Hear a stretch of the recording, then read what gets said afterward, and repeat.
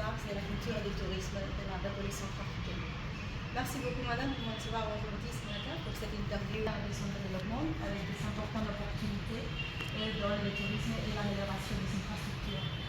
Comment décrivez-vous les forces actuelles du secteur touristique et quels atouts nationaux offrent le plus grand potentiel pour attirer les visiteurs et les investisseurs? D'accord.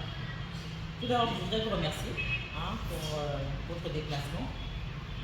Au nom du gouvernement que dirige M. Félix Modoa, Premier ministre chef du gouvernement, sous la tête de clairvoyance de son Excellence, professeur Prosper Roch-Touadéra, président de la République, chef de l'État, de l'intérêt que vous portez à notre pays, et principalement aujourd'hui au secteur des arts, de la culture et du tourisme en RCA, la République centrafricaine.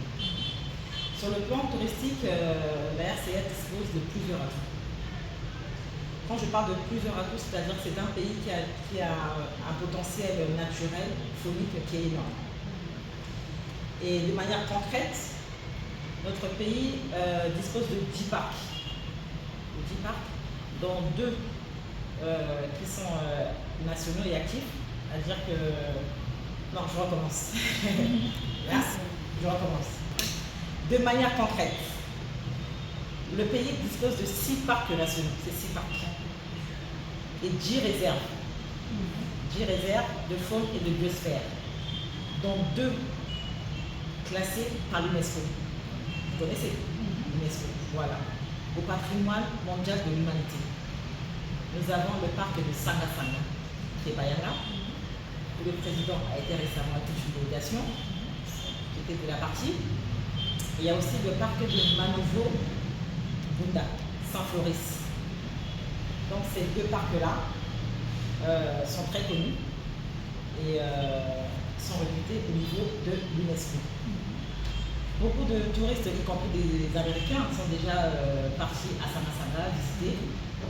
Les Américains, même les Anglais, les Arabes, plusieurs nationalités, ont déjà eu à faire les déplacements avec plaisir pour aller découvrir Sanga-Sanga, qui est un magnifique parc. Il y a aussi la saline de Zanambaye. Sur la saline, on peut découvrir plusieurs espèces d'animaux. Il y a des centaines d'éléphants. On nous a dit à peu près 200 éléphants. Il y a des buffles, il y a des bongos, et parfois il y a aussi une myriade d'oiseaux. Apparemment, ces oiseaux, on les trouve nulle part ailleurs que chez nous en RCA. C'est quelque chose vraiment de spécifique, de spécial, de magnifique, et qui est une richesse qu'on ne voit nulle part ailleurs. Ensuite, il y a aussi des gorilles. Et un des gorilles les plus réputés fut Makumba. Makumba, très connu, qui a attiré beaucoup de touristes, mais qui n'est plus de ce monde, qui a été tué par son fils pour une histoire de royauté, il paraît, entre gorilles. Donc Makumba a attiré beaucoup de touristes et beaucoup venaient le voir. Et on peut dire qu'en matière de recettes financières, il y a aussi un programme augmenté parce que les gens venaient spécialement pour voir Makumba le gorille. Elle était déjà âgée, donc son fils a pu le tuer. Progressivement, le tourisme reprend en RCA. Comme partout ailleurs, il y avait eu une chute, il y avait une baisse par rapport à la pandémie du Covid. Le Covid avait fait qu'il y avait moins de touristes en RCA, comme partout dans le monde. Maintenant que cette pandémie, cet épisode est passé, le tourisme commence à reprendre. Progressivement. Et je peux dire qu'au niveau de Sanga-Sanga, comme du parc Manovo Bunda, nous sommes soutenus par des ONG internationales qui viennent comme WCS, WWF, l'Union européenne même, et l'Institut, c'est Institut Wolf, je crois, Helmut, désolé de mal prononcer, mais je vous donnerai le nom plus tard, qui sont aussi nos partenaires et qui nous aident à entretenir ces aires protégées de Sanga-Sanga et les parcs de Manovo Bunda. Mais on a aussi Shinko. On a aussi Shinko dans l'est du pays, qui est aussi un endroit très intéressant pour le tourisme. Donc en matière de tourisme, je peux vous dire que dans plusieurs plusieurs atouts, il y a du potentiel, il y a de quoi visiter. Et aussi en matière d'hôtellerie, les hôtels commencent à pousser au Mercia. Parce qu'il y a un manque d'hôtels. Beaucoup voudraient tenir leur conférence ici, avoir au moins jusqu'à 500 chambres, ce qui n'est pas encore le cas pour des soucis d'énergie, parce qu'il faut quand même qu'il y ait des ascenseurs pour que les gens puissent accéder aux différents étages. Mais néanmoins, il y a des hôtels de 200 chambres, 200 chambres, avec ascenseur jusqu'à au moins 3e étage, et d'autres sont en construction, jusqu'à peut-être même 8 étages déjà. Je peux même citer ce week-end, déjà on est à 8 étages. Et il y a aussi des agences de voyage, il y a aussi des restaurants. Tout cela fait partie du secteur touristique. Je vous remercie. Là, je voudrais parler du plan national de développement, qui définit une mission ambitieuse pour la diversification de l'économie du pays. Je voudrais savoir quelle action et quel projet prioritaire le ministère met en œuvre pour promouvoir le tourisme dans ce cadre et comment contribuer aux objectifs de développement de l'argent et la RSE. Je vous remercie. Le PND est actuellement d'actualité et le PND c'est de 2024 à 2028. Le ministère a élaboré des politiques spécifiques. Donc, du côté des arts, de la culture et du tourisme. Il y a des domaines transversaux à plusieurs égards. Je vais vous faire une lecture de ce que le ministère a eu à présenter. Le ministère du Plan des Finances qui chapeaute ce volet. Nous avons initié des projets par rapport à la culture qui sont contenus dans le plan national de développement qui est en cours par le ministère déjà. Ensuite, il y a des projets qui visent une collaboration interinstitutionnelle avec les autres sectoriels en vue de développer, de vulgariser les infrastructures, les équipements tels que les musées, les maisons de production artistique et culturelle, les activités à caractère culturel. Ensuite, dans le domaine du tourisme, nous avons mis l'année dernière, je pense que c'était en juillet, le plan, c'est un document qui a été élaboré avec le PNUD. Vous connaissez le PNUD? Tout à fait, voilà. C'est un document de politique nationale. Ce document, il nous le fallait au niveau touristique pour pouvoir travailler avec. Un document qui va nous donner sur le plan international par rapport à nos projets, à nos besoins et même pour des partenariats. Donc, dans ce plan en question, il y a 4 axes, excusez-moi, il y a 3 axes principaux, à savoir, il y a la mobilisation des ressources financières suffisantes pour le développement du secteur tourisme en Centrafrique. Il y a l'amélioration de la gouvernance du secteur tourisme en Centrafrique. Il y a le développement de l'offre de tourisme en Centrafrique. Il y a le développement des moyens de support aux activités du tourisme en Centrafrique. Ces 4 axes importants sont définis dans ce document de politique nationale de développement qui vont nous aider à travailler et sur lesquels nous reposons pour voir valoir ce magnifique document déjà élaboré et publié et qui sera officiellement remis au gouvernement le moment opportun. Les projets prioritaires du secteur tourisme portent essentiellement sur l'aménagement des sites. Nous avons plusieurs sites touristiques dans le pays. Et dans ce document, du plan national, nous avons pu répertorier 120 sites touristiques. Je dis bien 120, qui ont besoin d'être aménagés, réhabilités, même reconstruits. Parce que d'autres étaient déjà construits, ont été cassés. Certains pas encore construits, pas encore exploités. Nous devons construire et exploiter. Donc c'est vraiment un point important sur lequel nous mettons l'accent. Que déjà 120 sites répertoriés, mais il y en a plus. Le travail n'a pas permis de parcourir tout le pays pour en répertorier d'autres. Si on devait continuer, peut-être qu'on pourrait atteindre 200, 300 ou 400 sites touristiques dans toute la République centrafricaine. Donc, toutes les actions menées dans le cadre des arts et de la culture et du tourisme visent à la création des emplois. S'il y a des studios d'enregistrement, s'il y a le tourisme qui marche correctement, s'il y a des festivals qui se font un peu par-ci, par-là, il y aura de l'emploi. Les gens trouveront du travail, trouveront des occupations, il y aura moins de pauvreté. Au niveau de la caisse de l'État, il y aura des rentrées financières. Parce que le but aussi, c'est de remplir les caisses du trésor public. Que l'argent circule, que chacun soit à l'aise si possible. Et voilà. Là, je voudrais parler du Salon international du tourisme, qui envisage une algérie pour les secteurs et une plateforme d'attraction pour les investisseurs internationaux. Quels sont les objectifs du ministère pour cet événement et quel impact son succès pourrait avoir sur le secteur de l'économie en général? J'avais reçu une équipe il y a quelques mois, ici, de plusieurs investisseurs par rapport à ce salon. Ils m'ont soumis ce projet que je trouve intéressant. C'est grâce à les salons que l'on peut échanger des cartes de visite. C'est grâce aux salons que l'on peut entendre, que l'on peut écouter parler d'un pays.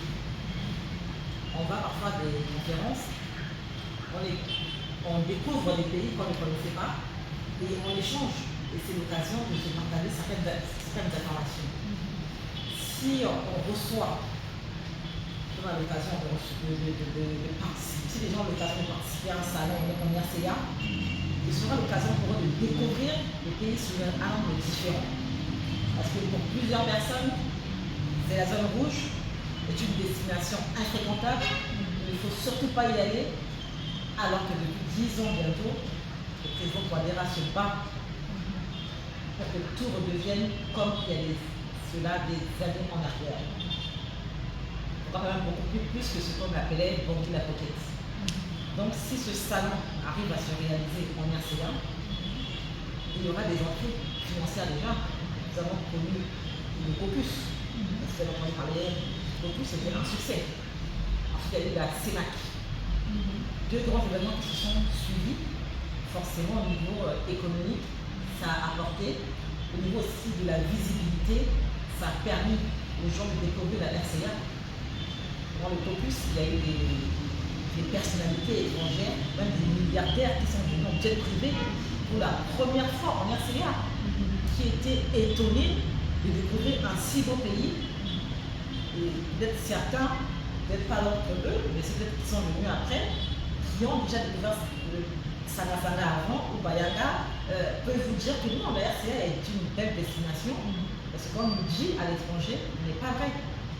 Donc si ce salon arrive à avoir lieu en Centrafrique, ce sera juste, excusez-moi, waouh, ce sera l'occasion pour nous, une fois de plus, de faire parler du pays, entre guillemets, de le vendre aux étrangers pour qu'ils puissent venir plus souvent et même faire du tourisme, pourquoi pas. Je voudrais parler de notre branche du ministère, qui sont les industries créatives, incluant la musique traditionnelle, l'artisanat, le festival, etc., qui sont un potentiel économique aussi très important. Et comment le ministère a soutenu le développement de ces secteurs et quels progrès ont été réalisés pour l'intégrer dans l'économie nationale? Le ministère des Arts, de la Culture et du Tourisme a des partenaires. Et comme je le dis souvent, les opérateurs par exemple, économiques du secteur tourisme sont nos partenaires. Ils ont besoin de nous tout comme nous avons besoin d'eux. Et c'est pareil pour les artistes. Ce sont des partenaires, ce sont des collaborateurs. Et nous devons travailler ensemble, nous devons collaborer ensemble. Et le gouvernement, à travers le ministère, fait de son mieux soutenir toutes leurs actions. Par exemple, là, nous sommes en train de finaliser ce qu'on appelle le BUCADA, c'est-à-dire Bureau centrafricain des droits d'auteur, qui est, comme ailleurs, on parle de SACEM et autres, c'est-à-dire pour que les artistes puissent bénéficier de leurs droits d'auteur, c'est-à-dire de leurs œuvres. Ce bureau existait avant, il a eu des soucis, il a été suspendu, nous sommes en train de le ressusciter. Donc si tout se remet en place et déjà en bonne voie, les artistes pourront en tirer bénéfice par rapport à leurs œuvres. Le président Touadéra a mis en place ce qu'on appelle l'ensemble artistique, dans lequel il y a la troupe théâtrale, il y a l'orchestre national, il y a le ballet national, qui est très connu, parce qu'il est très souvent invité à l'extérieur à danser. Et nous collaborons également avec le peuple autochtone, certains appellent Pygmée, et nous appelons vers la Lobaï le peuple Aka, et à Mayanga on dit Bahaka. Ils sont vraiment un peuple très riche, très intéressant, et qui sont très accrochés à leurs us et coutumes. Et même avec l'UNESCO, nous avons mis en place une directive demandée de répertorier, c'est-à-dire toutes les belles choses en matière de culture que ces peuples-là avaient et qui peuvent disparaître. C'est un projet, c'est un programme du nom de PCI, c'est-à-dire Patrimoine culturel immatériel. C'est de les aider à recenser toutes les traditions, toutes les cultures, tous les savoir-faire, tout ce qu'ils savent faire et qui pourrait disparaître afin de le répertorier, excusez-moi, afin de le répertorier et les classer au niveau de l'UNESCO parce qu'il faut les protéger. Et donc, en matière de la culture, ce volet-là est très important. Et j'ai déjà eu à faire plusieurs déplacements en province, dans la Lobaï, c'est là-bas que ce programme a commencé. Et il suit son cours, il est en bonne voie. Et nous serons dans d'autres préfectures dans les mois à venir pour répertorier tout ce que la RCA regorge comme culture et qui a de la valeur. Donc nous faisons la promotion culturelle par rapport à ce secteur en question. Et nous sommes jaloux de ces merveilles-là. Nous devons également protéger et nos partenaires nous aident à le faire.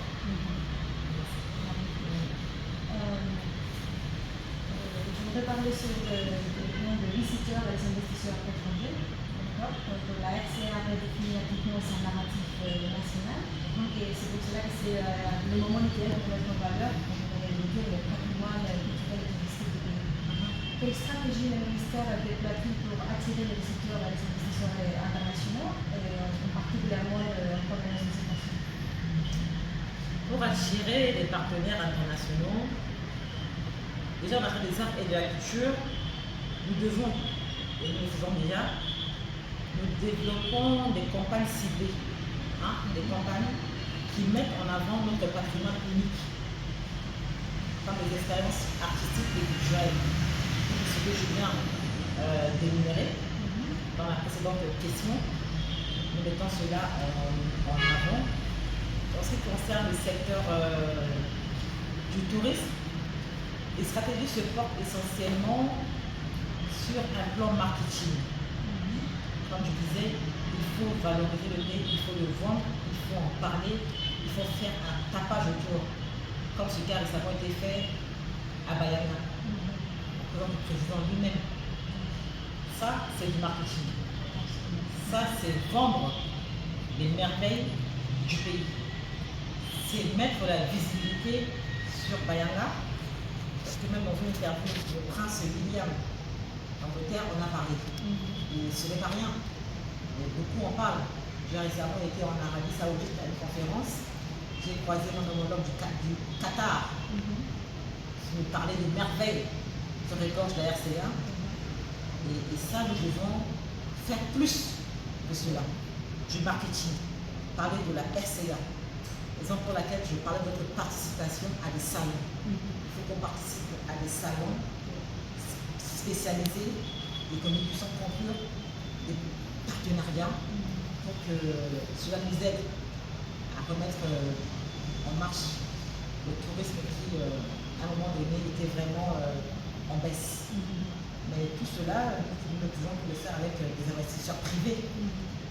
L'État fait sa part, c'est vrai, mais il faut que les privés nous aident. Donc nous allons les chercher, qu'ils puissent se déplacer et signer avec nous des accords. Là, maintenant, je voudrais vous demander un peu plus pour votre édition. En tant qu'unité militaire des industries potentielles américaines. Vous jouez un rôle central dans le positionnement de la RCA et comme étoile montante du tourisme et de l'art à l'échelle mondiale, vous venez de le mentionner. Quelle est votre vision à long terme pour ce secteur et comment espérez-vous qu'il façonne l'avenir du pays? Merci. Ma vision par rapport à la RCA, à la Centrafrique, certes la RCA a connu des difficultés, comme nous voyons les États-Unis, la France, tout ça, ce n'était pas tout rose. Ils ont connu la guerre, ils ont connu beaucoup de problèmes, des perturbations, mais ils sont restés focus sur la paix et sur le développement. Et je pense que la paix, certes, se cultive tous les jours, et ce stade, je ne dis pas est dépassé, mais est franchi. L'étape de la paix est franchie. Nous sommes dans l'étape du développement. Et il ne faut pas hésiter à dire que la RCA est un des meilleurs pays au monde où l'on peut faire le tourisme. Un des meilleurs. Même si certains y voient la pauvreté pour l'instant, mais quand vous parlez de vision, qui dit vision, c'est voir plus loin. Même, je le redis, le prince William l'a dit, ils en sont fiers, qu'il a parcouru plusieurs pays d'Afrique et qu'il n'a jamais vu un parc aussi merveilleux, aussi différent qu'est le parc de Zanga-Zanga. Rien que ce parc de Zanga-Zanga, s'il est bien vendu, c'est-à-dire que si on fait du tapage dessus, il peut répondre à plusieurs besoins dans tous les secteurs en RCA. C'est-à-dire que financièrement, les recettes que l'on peut se faire là-bas, sur place, peut aider ce pays à redécoller.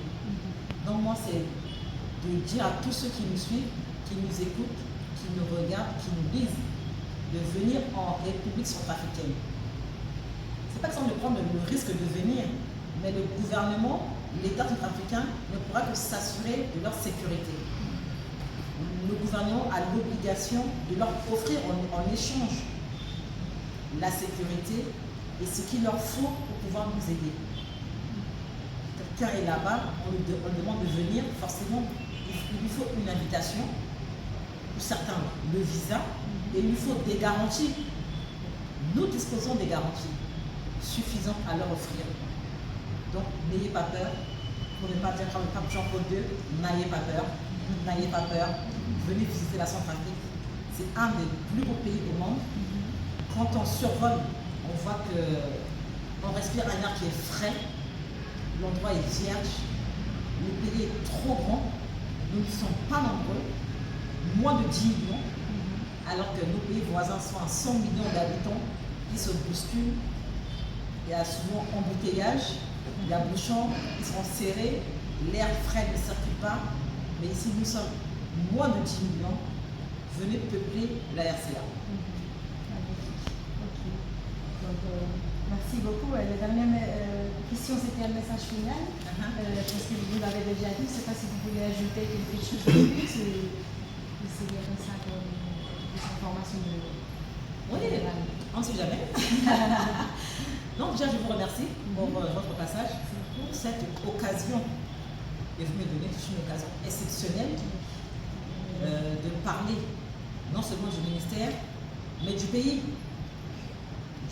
qui a beaucoup à vendre, qui a beaucoup à offrir et qui est un pays très hospitalier, vous avez dû le remarquer, un pays très chaleureux, très accueillant. Et je suis fière de répondre à vos questions parce que j'ai cette occasion, cette chance d'avoir été choisie comme ministre des Arts, de la Culture et du Tourisme depuis le 4 janvier 2024, donc bientôt 2 ans. Donc c'est une école à laquelle le professeur Twadera m'a inscrite. Donc je me dois de lui rendre des copies sans faute pour lui éviter de trop corriger. Et donc c'est-à-dire relever ce ministère, relever le secteur des arts, de la culture et du tourisme. Je vous remercie. Merci beaucoup, madame. Merci. C'était très intéressant. Combien de minutes? 30 minutes, 40 minutes peut-être? 24. 24, c'est pas mal, hein? Je crois que c'était trop long, CMT. Non. C'était parfait. Ok. Oh, tant mieux. Ok. Merci à vous. Et là, je voudrais, si possible, prendre quelques photos avec vous. Oui, bien sûr. Bien sûr. Vous nous placez d'abord pour les photos. Hein?